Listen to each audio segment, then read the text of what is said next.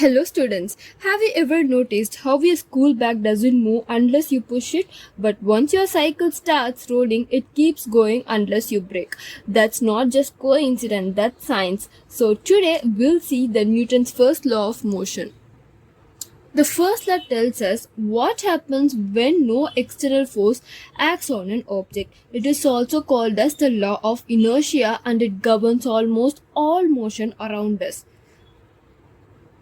Now let's unravel what is inertia. If an object is at rest, it wants to stay at rest. If it's moving, it wants to keep moving in the same direction and at the same speed unless something forces it to change. So that is what are called as inertia. Inertia is the tendency of an object to resist changes in its state of motion.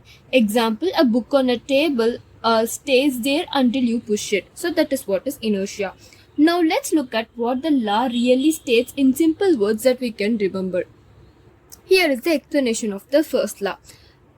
An object at rest will remain at rest unless acted upon by an external force. This means no motion starts, stops or changes unless some force is applied. It explains why a ball won't roll until you kick it and won't stop until friction or someone stops it. So that is what the first law is saying.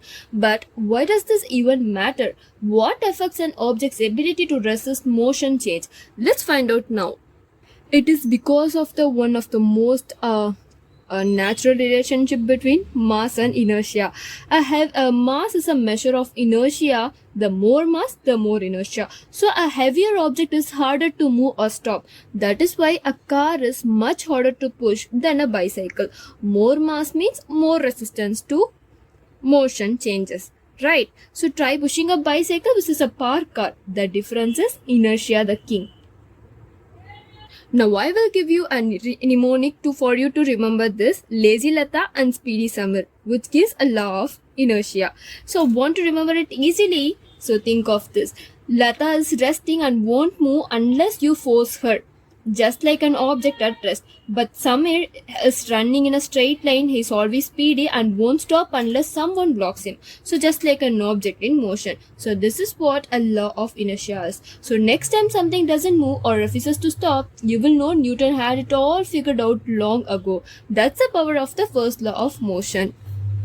And that's all for this session. Let's meet in the another session. Until then, stay curious and keep asking why. Thank you.